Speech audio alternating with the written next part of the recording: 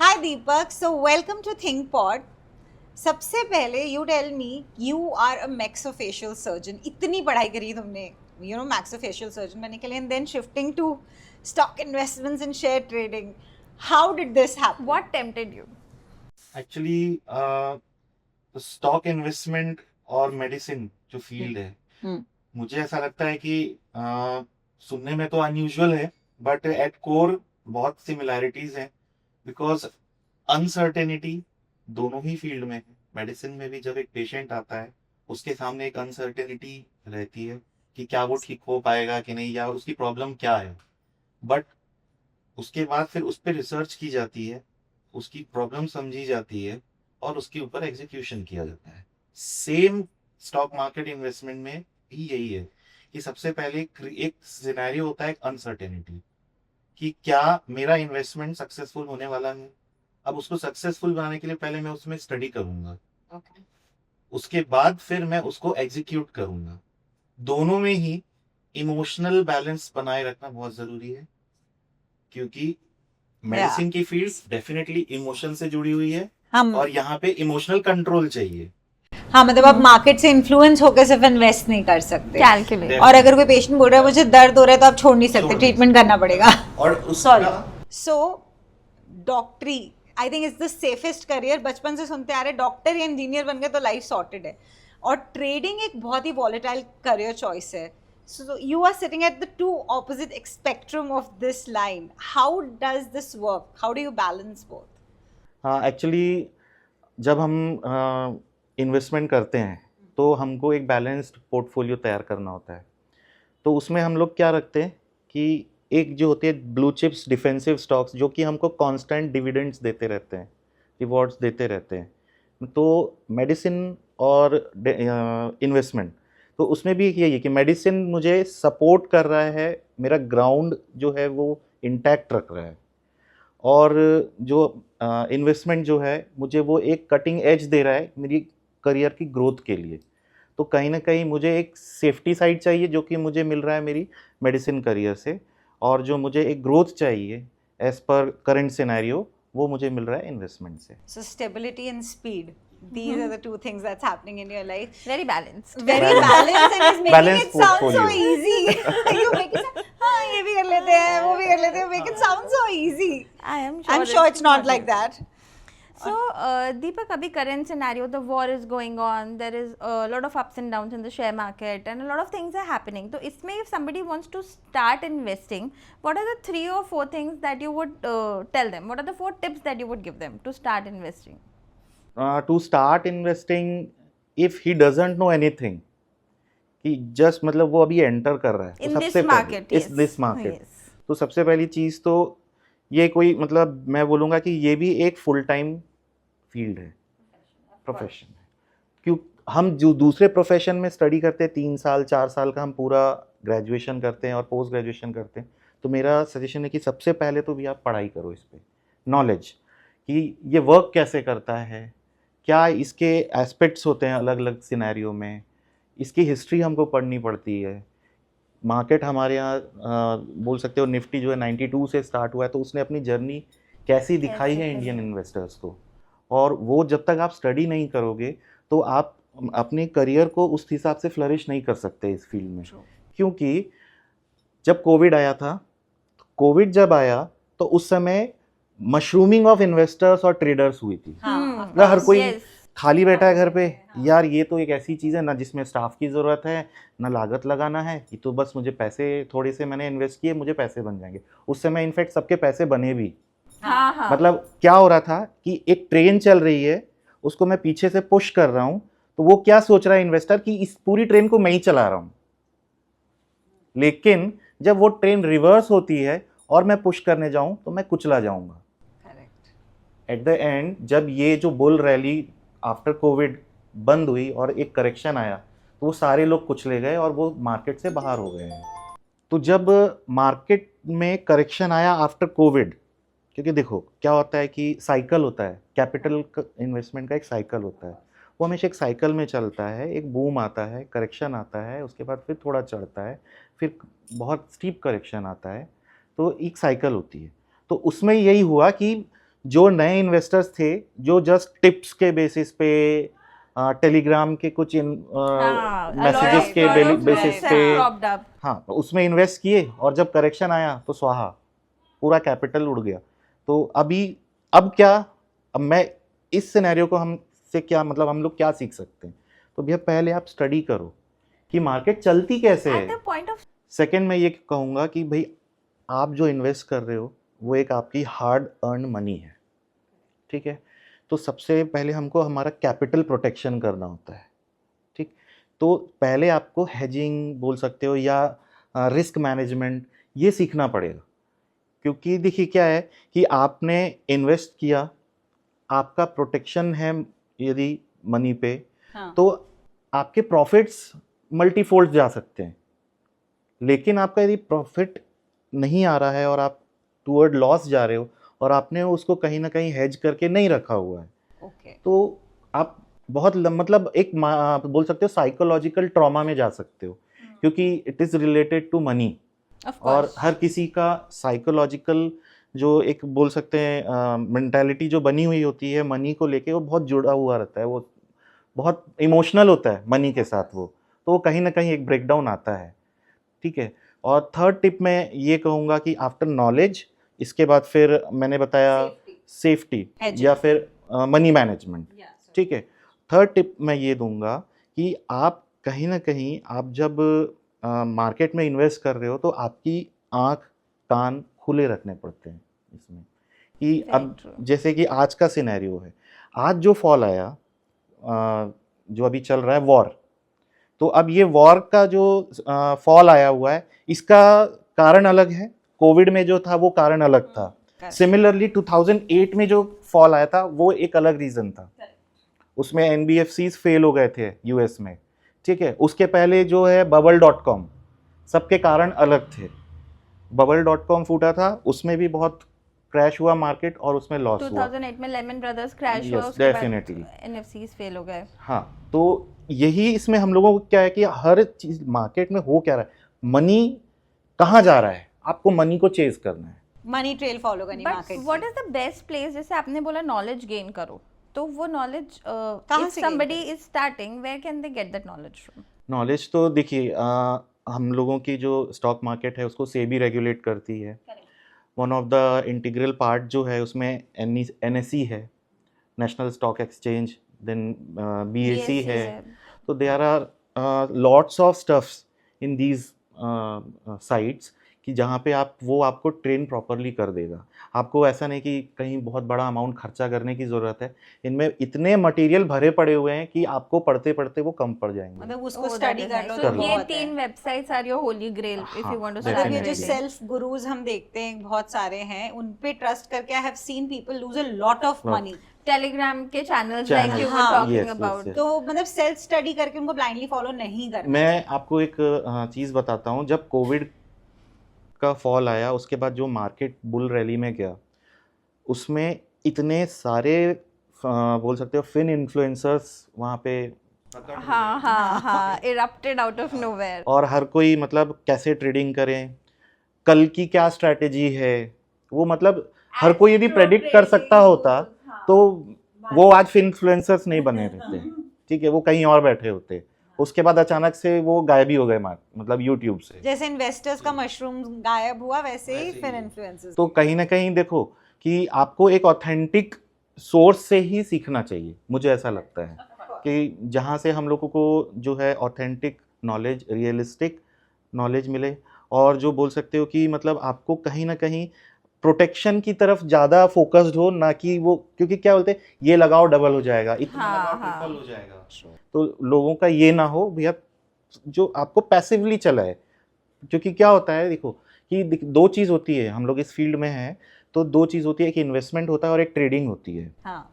Investors जो होते हैं वो शुरुआत में सबसे पहले लोगों को वही करनी चाहिए, इन्वेस्टमेंट करनी चाहिए। तो इन्वेस्टर्स की अप्रोच क्या होती है, बहुत पैसिव होती है, धीरे धीरे ग्रो करते हैं। तो जब आप अब वही फेज जो आपका चल रहा है नॉलेज का भी, मतलब आप सीख भी रहे हो, ठीक है, तो जब आप पूरी तरह सीख लो, जब आप उसको एप्लीकेशन सीख लो, तब आप फिर आप उसको अल्फा ग्रोथ में लेके ट्रेडिंग में लेकर जाओ, पहले ट्रेडिंग में लेके जाओ उसको। तो मैं तो यही सजेस्ट करूंगा जो न्यूली मतलब अभी कॉमर्स स्टार्ट करें।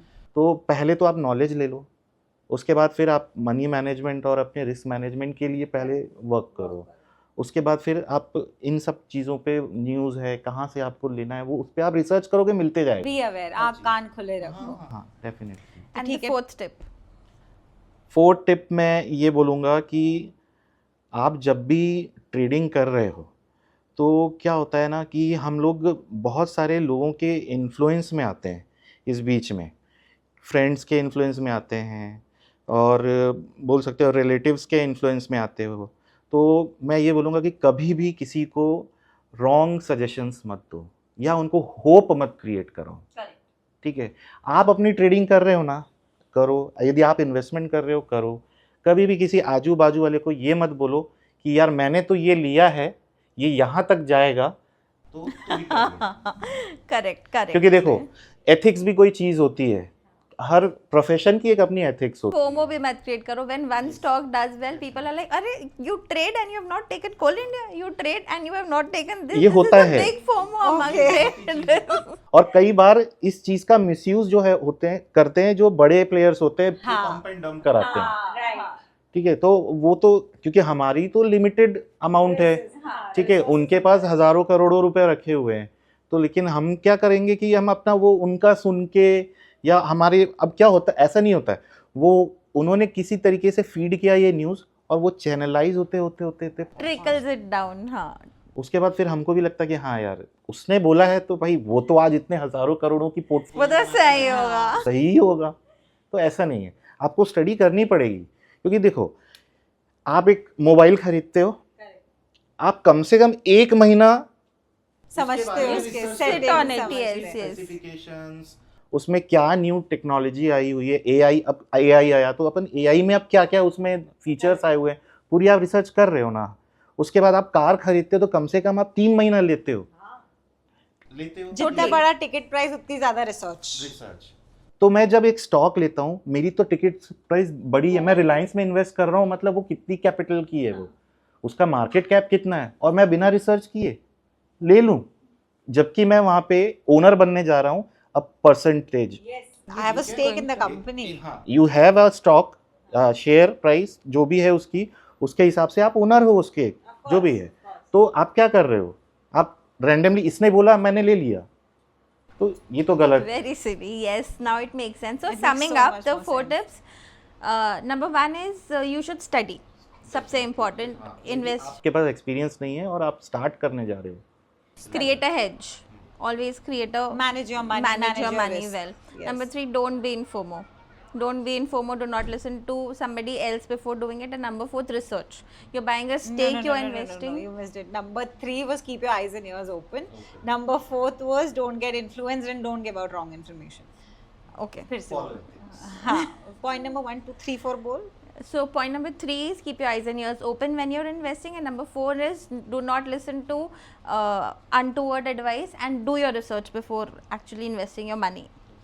So पहले कछुए बनो, slow and steady, and then run like a hare, right? That is what you are saying. Okay. So another You look like a question. hare. I am always a hare. All right. So another question. तुमने बोला कि जो bullish एक movement हुआ था Covid के समय, are you a bullish investor or a bearish investor? इतने साल के एक्सपीरियंस में मुझे तो ये लगा है कि देखो बुलिश बेरिश कुछ नहीं होता, ठीक है। आपको अपनी चाल हर समय बदलनी पड़ेगी, क्योंकि देखो एक टाइम था जब अपने पेरेंट्स इन्वेस्ट करते थे तो उन्होंने 100 रुपए में रिलायंस को इन्वेस्ट किया हुआ है, Yes. ठीक है, कई फोल्ड्स उनको प्रॉफिट दे चुका है। और आप उनकी माइंडसेट को देखोगे ना तो वो ये बोलेंगे कि बेटा कर दे और भूल जा। हाँ. पड़े रहने उसको। टाटा में करते भूल जा, रिलायंस में करते भूल जा। और आज भी कुछ इंस्टीट्यूशंस यही प्रमोट करते हैं कि आप this is the by time या बाई ऑन डिप्स, आप भूल जाओ इन्वेस्ट करके। तो अब वो सिनेरियो नहीं है। जो जितना कैपिटलिज्म अब आ चुका है इस पूरी वर्ल्ड में, तो हर सेक्टर ग्रो करना चाहता है। एक टाइम पे इंडिया $400 मिलियन का इकोनॉमी था, ठीक है। आज वो है 4 trillion and soon we will going to be 5 trillion, 5 trillion. जो कि मोदी जी का सपना है कि इंडिया बहुत जल्द 5 ट्रिलियन हो जाए। तो कोई भी चीज़ जब ग्रो करती है तो बहुत फास्ट ग्रो करेगी, क्योंकि वो बहुत, उसके पास स्कोप है, राइट। ठीक है। तो वो उस समय ग्रो कर चुका है। जैसे मैंने रिलायंस की बात की तो वो ग्रो कर चुका है। इंडिया है, इमर्जिंग मार्केट था तो वो ग्रो कर चुका है। अब मुझे उसको पुश देना पड़ेगा पहले के कंपैरेटिवली ज़्यादा, ताकि वो आगे बढ़ सके। सिमिलर जैसे हम ये बोलेंगे कि रिलायंस को अब मुझे वो पुश देना पड़ेगा। जब वो 100 रुपए से जब वो पहुंचा आज की प्राइस पे, यदि 1200 या 1300 का प्राइस चल रहा है, तो जो उसको पुश मिला तो मैं 1300 से उसको 13,000 बनाने के लिए इमीडिएटली मैं वो पुश नहीं दे पाऊंगा, टाइम लगता है, ठीक है। और हम अभी ये बोलते हैं कि यदि इसको भूल जाओ तुम, तो मेरा कंसर्न ये है कि आज जो है हर सेक्टर, मैंने बोला कि ग्रो करना चाह रहा है, तो अब क्या हो गया, सेक्टर रिलेटेड जो है रिटर्न्स आने को हैं। अब मैं बोलूँगा कि आज मुझे जो है यदि आईटी से मुझे रिटर्न्स निकालना है, तो आईटी जो है एआई के कारण आज बहुत प्रेशर में, ले ऑफ्स इतने हो रहे हैं, टीसीएस ने ले ऑफ किया, Oracle ने ले ऑफ Oracle करा, just अभी- 30,000 एम्प्लॉइज अभी वर्ल्ड वाइड. ले ऑफ किया हुआ है। तो इन ये सब प्रॉब्लम में हैं। और आईटी क्या बोल रहे हैं हम लोग कि ये बैकबोन ऑफ इंडियन इकोनॉमी, हाँ, राइट। तो मतलब यहाँ पे तो एकदम क्वेश्चन वाला बात हो गया है। खड़े होने के हाँ, हाँ। ठीक है। तो हमको ये देखना है, मैंने बोला ना उस समय कान और आँख खुले खुले रखो। रखो। हाँ, तो मुझे ये देखना चाहिए कि यार आईटी में अब उतना स्कोप है कि नहीं, कि आईटी जो है वो उस स्पीड से ग्रो कर पाएगा कि नहीं। तो मैं लॉन्ग टर्म के लिए मैं क्यों मतलब लगा के क्यों भूलूं। डज इट मेक सेंस और नॉट अभी आगे? अभी मुझे, अब जैसे इंडिया की जो एनर्जी पॉलिसी है, तो एनर्जी में India is shifting from fossil to renewable, ठीक है। तो मुझे ग्रोथ कहाँ दिख रहा है, रिन्यूएबल्स में ग्रोथ दिख रहा है, तो मुझे रिटर्न कहाँ मिलेगा। क्यों फिर ट्रम्प एनर्जी मैं के लिए क्यों इतनी कोल लड़ाई इंडिया में- कर रहा है? मैं क्यों कोल इंडिया में लगा के भूल जाऊं, एग्जैक्टली. जबकि मुझे पता है कि कोयला खत्म हो रहा है, आने वाले 10 से 15 साल में हम उतनी प्रोडक्शन नहीं कर पाएंगे। हाँ, लेकिन मुझे ये पता है कि हाइड्रोजन से एनर्जी बनने वाली है, सोलर एनर्जी पूरी बूम पर है। Wind energy. अभी रिसेंटली हम लोगों ने हाइब्रिड जो है रिएक्टर दो या 3 दिन पहले हम लोगों ने डिक्लेयर किया। I am living under a rock. You are living under a rock, and it has been wildly successful. Nobody in the world, Has done that. ठीक है। हम लोग अब थोरियम का यूज करने वाले हैं फॉर न्यूक्लियर एनर्जी के लिए, ठीक है, फॉर सिविल न्यूक्लियर एनर्जी। तो उसका तो डेफिनेटली अभी मुझे ग्रोथ कहाँ दिख रहा है, In these sides. तो कोल इंडिया में क्यों डाल के छोड़ू? क्यों डाल के छोड़ूं मैं, ठीक है। तो मतलब मेरा वही कहना है कि अभी अब रिटर्न्स कहाँ मिलेंगे, मैं बुलिश हूँ कि बेयरिश हूँ, ये अभी मायने अब रखना बंद हो चुका है। नो डाउट इंडिया अभी भी इमर्जिंग कंट्री की कैटेगरी में आता है, तो इंडिया तो ग्रो करने वाला है और अभी भी फास्टेस्ट ग्रोइंग इकोनॉमी है। तो बट ठीक है, तो लॉन्ग टर्म के लिए मैं देख रहा हूँ कि मैं बुलिश हूँ, बट करंट सिनेरियो में मुझे तो रिटर्न चाहिए ना। Definitely opportunist. And that is how it should be, right? Trading, जहाँ पर आपको, and the point is कि you are not just doing it on your whims and fancies. आपका मुझे लगता है कि the base is research, knowledge, and then be an opportunist बिल्कुल, based on that knowledge. बिल्कुल। I think it's a wonderful way to go. So there is a saying, during wars either defense wins or medical. बाकी सब जो है sectors they can go down or you know fall through, but defense or medicine safe है. So is it true for stock market as well?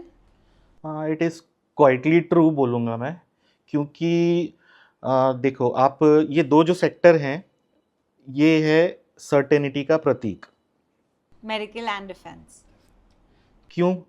तो देखो defence आज हर country की need है, क्योंकि जिस तरीके से अभी जो जियोपॉलिटिकल जो इवेंट्स हो रहे हैं और जो भी अभी कंडीशन बनी हुई है, हर कंट्री अपने आप को प्रोटेक्ट करना कहीं भी घुस के किसी के भी प्रेसिडेंट को उठा ले रहे हैं, तो Oh my God. डिफेंस तो चाहिए ही चाहिए for sure. और दूसरी चीज़ ये कि आज हर कोई जो है सेल्फ डिपेंडेंट होना चाहता है, सेल्फ रिलायंस होना चाहता है कि उसके जो वेपन्स हैं वो मेरी ही कंट्री में बने, बने।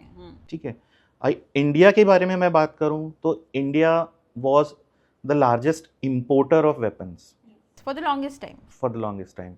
But after 2020 जो जब से एक योजना आई थी मोदी जी की मेक इन इंडिया, तो वहाँ पर क्या हुआ कि इंडियन जो डिफेंस सेक्टर है उसको बहुत बूस्ट मिला और गवर्नमेंट का भी बहुत सपोर्ट मिल रहा है, प्राइवेट प्लेयर्स आ रहे हैं, इवन मतलब HAL जो है उसको बहुत कंपटीशन मिल रहा है अभी। HAL is Hindustan aeronautic limited, ये हम लोगों का बोल सकते हो कि ये एयरफोर्स या फिर बोल सकते हो एविएशन उसको चलाता है। So there is a saying कि war के time पे medicine और defense, these are the only two sectors that boom, बाकी everything can fail.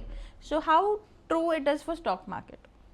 ठीक है, तो वॉर में जैसे अभी हम लोग देखेंगे कि HAL है, हिंदुस्तान एरोनॉटिक लिमिटेड, ठीक है, जो कि हमारी एयरफोर्स के लिए काम करती है, तो इनको टफ कंपटीशन मिल रहा है दूसरे प्राइवेट प्लेयर्स से, और गवर्नमेंट भी इन प्राइवेट प्लेयर्स को प्रमोट कर रही है क्योंकि फास्ट चाहिए हम लोगों को, जो इंडिपेंडेंट बनना है, हम लोगों की खुद की वेपन्स तैयार करनी है, वो हमको बहुत जल्दी बनानी है। L&T है, कल्याणी है, आपकी टाटा फंडामेंटल्स हैं, Right. ये सारे अभी इस सेक्टर में आ चुके हैं।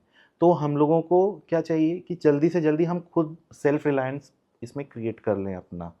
तो वॉर की सिचुएशन में डेफिनेटली जो है पॉजिटिव होता है ये जो स्टॉक्स के Defense लिए sector, डिफेंस हाँ। सेक्टर जो होता है, क्योंकि यहाँ पे हर कोई चाहता है कि भाई मैं प्रोटेक्टेड रहूँ। Of course next to medicine में यदि जाऊँ तो अभी एक और जैसे एक सिनेरियो हम लोग डिस्कस किए कोविड का सिचुएशन। तो कोविड का सिचुएशन क्या था कि उसमें सभी तरीके से लोग जो है वो मेडिकल सेक्टर के ऊपर डिपेंडेंट हो चुके थे। तो मेडिकल सेक्टर ऐसा है कि ये हमेशा सर्टेनिटी को मतलब बोलेंगे कि ये प्रूफ करेगा कि ये सेक्टर हमेशा सर्टेन आप रह सकते हो, इसमें कोई अनसर्टेनिटी नहीं आएगी। जैसे दूसरे सेक्टर में क्या होता है कि अनसर्टेनिटी थोड़ा ज़्यादा रहती है, तो मेडिकल सेक्टर में सर्टेनिटी हमेशा बनी रहेगी क्योंकि हेल्थ से रिलेटेड ये चीज़ है, तो उसको कोई इग्नोर नहीं करेगा। तो बहुत ज़्यादा राइज भी नहीं होता, बहुत ज़्यादा फॉल भी नहीं होता, सस्टेनेबली चलता है, सस्टेनेबिलिटी है इसमें और ग्रोथ की तरफ सस्टेनेबिलिटी, ग्रोथ की तरफ है। इसमें कभी ऐसा फॉल आना और वो नहीं होता है। फॉल आना ये हो सकता है कि कभी जैसे अभी ट्रम्प ने टैरिफ लगाया, हाँ, तो अभी ट्रम्प ने जो टैरिफ लगाया है कि वो नॉन जेनेरिक मेडिसिन पे टैरिफ लगाया, तो उनके स्टॉक्स पे थोड़ा हलचल दिख सकती है, बट ऐसा कुछ नहीं कि वो एकदम मतलब बहुत डाउनफॉल आ करेगा जाए, वैसा बहुत नहीं। बड़ा क्रैश आ जाए इसमें। तो ये बहुत दोनों जो हैं अच्छी ग्रोथ दे सकते हैं, दोनों सेक्टर, वॉर और मेडिसिन की जो है।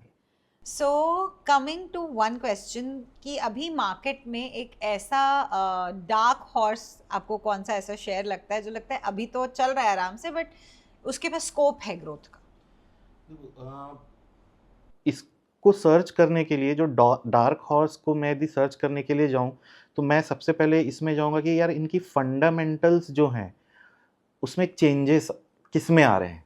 राइट, अगेन ये रिसर्च का पार्ट हो गया, हाँ, जैसे of अपन ने course, डिस्कस हाँ। किया है कि डार्क हॉर्स क्रिएट करना और उसके बाद उसको तेजी से दौड़ा देना, इसमें ये होता है कि जब हम लोग रिसर्च कर रहे होते हैं तो किसी ना किसी कोई एक सेक्टर होता है कि जो अपने फंडामेंटल्स में एक ट्रांसफॉर्मेशन की जोन से गुजर रहा होता है, लेकिन वो न्यूज़ में नहीं होता है, ओके, वो न्यूज़ में नहीं रहेगा। पैसा वहीं बनेगा आपका जो जब वो news में चीज़ रह हो रहे। चुकी होती है।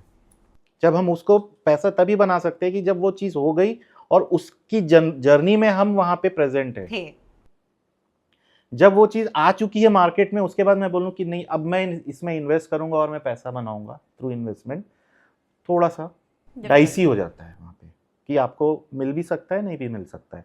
लेकिन किसी चीज़ को आपने बदलते देखा है हाँ, और उस जर्नी में आप हो और आपको पता है कि हाँ इसके अंदर ही अंदर इसमें कुछ चेंजेस हो रहे हैं जो कि पॉजिटिव है, टेल विंड है वो उसके लिए, तो फिर वहाँ पैसा बनेगा। मतलब you have to be on their journey when they start, fundamentals बाद में आप उन How पे do जंप you नहीं find करना the चाहिए। journey if it's not on the news? हाँ, अब इसमें देखने के दो तरीके हैं अगेन।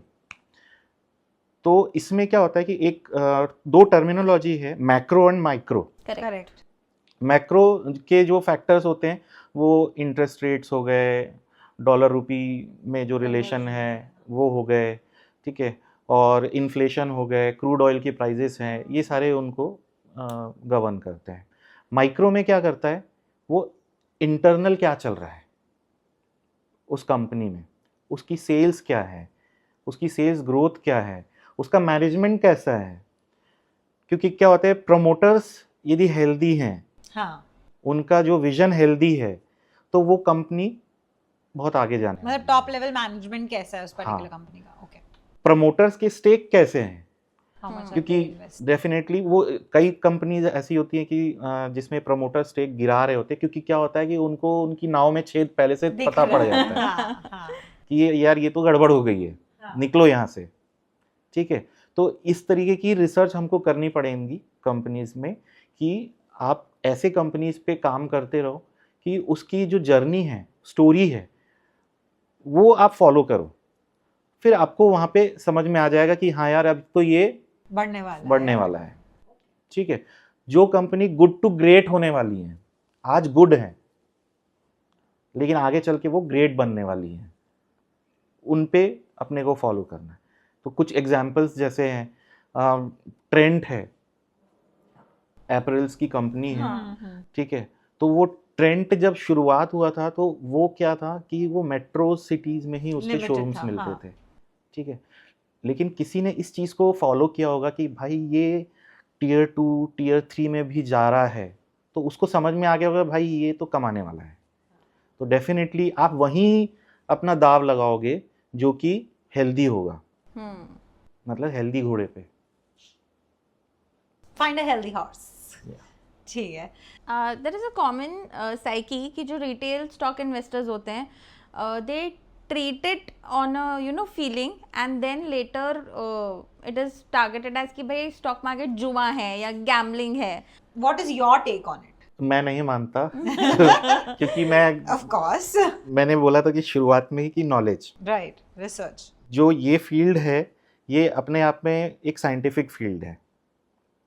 मुझे ये लगता है कि जब हम लोग इन्वेस्टमेंट करते हैं तो आपके पास उतना नॉलेज होना चाहिए कि आप उसको चला सको, मतलब आप उसको समझ सको। ठीक है, तो जब हम इन्वेस्टमेंट कर रहे हैं और जो हमको ये बोलने वाले हैं कि ये जुआ है, और आप अपनी पूरी नॉलेज के साथ इसमें एंटर किए हुए हो, क्योंकि मैंने जैसे बोला कि ये साइंटिफिक चीज़ है, एक साइंटिफिक स्किल है। ठीक है, तो आप कहीं पे भी अपने आप को उस जगह पे नहीं पाओगे जहाँ पे उन्होंने पास्ट में किसी को ऐसे होते देखा है। ओके, ठीक है, तो दूसरी चीज़, क्योंकि अब इस फील्ड में क्या आ चुका है, मैंने जैसे बोलूँगा कि जैसे हेज फंड्स हो गए या एल्गो ट्रेडर्स हो गए, अब ये टोटली मैथमेटिक्स और साइंस को इसमें लेके आ चुके हैं। तो आप बहुत हद तक प्रेडिक्ट कर सकते हो या स्पेक्यूलेट कर सकते हो कि क्या होने वाला है। ओके, कुछ ऐसे थ्योरीज हैं जैसे वेव थ्योरीज होती हैं इसमें, वो आपको प्रायर मतलब बता सकता है कि मार्केट किस स्टेज में movement करंटली होने किस वाला है। स्टेज में है और आगे ये किस स्टेज में जा रहा है, उस हिसाब से अपने आप डिसीजंस ले सकते हो।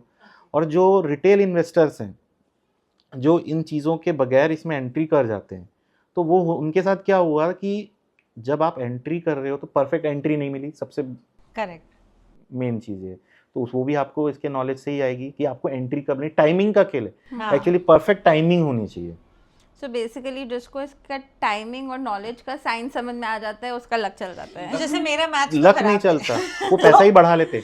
दूसरी चीज़ क्या है, और मैं एक और चीज़ इसमें ऐड कर रहा हूँ कि टाइमिंग तो मैंने बोला, उसके बाद डिसिप्लिन। डिसिप्लिन किस चीज़ में, कि यार देखो हर चीज़ में क्या होता है कि इफ़ एंड बट्स हो सकते हैं, कि अब जब हम एंटर करते हैं, जब हम मैंने बोला एंट्री पॉइंट, तो आपकी एंट्री क्या होती है कि वो परफेक्ट किस तरीके से बना सकते हो। परफेक्ट ऐसे ही बना सकते हैं अपन कि भाई आपने उसका एक रिस्क कैलकुलेट करके रखा हुआ है, और रिस्क को मैनेज करा है। डेफिनेटली, लेकिन आपका जो रिटर्न है, रिवॉर्ड है, आप उसको कैलकुलेट नहीं करते हैं। Correct. Of course. ठीक है, लेकिन रिटेल इन्वेस्टर क्या करेगा, वो पहले रिटर्न return को calculate कैलकुलेट करेगा। करेगा, भैया इतना आ जाएगा मैं तो निकल जाऊंगा, हाँ, बस इतना आ जाए, भगवान इतना पॉइंट्स ऊपर चढ़ा दे मैं तो निकल जाऊंगा।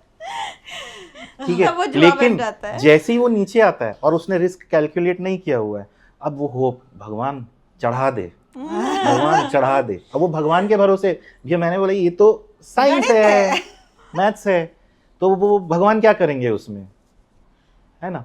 तो वही चीज़ है कि अभी इसमें आपको ये सारी चीज़ें देखनी ही पड़ेंगी. अगर आप सक्सेसफुली एंड स्मार्टली इन्वेस्ट करना चाहते हो, so you need to be informed, understand and only then invest. Whims and fancies पे इन्वेस्ट नहीं करना चाहिए. Okay, I think we have very good and clear insight of क्या नहीं करना चाहिए if I want to get into stock, and very clearly कि क्या करना चाहिए, कि ये किए बिना तो you should not take the plunge. So I hope this has been a helpful episode, or before you take the plunge, go through the episode again. Knowledge is the most important, and if you want to ask Deepak some questions, we are going to be opening the question ask me anything very soon, so follow us to know. Grab that mic and ask the questions. All right, so with that, we are signing off. Hope to see you in the next episode of ThinkPod. Thank you, Deepak. Thank you so much for Thank being you so with much us. for having me Thank here. you. Thank you.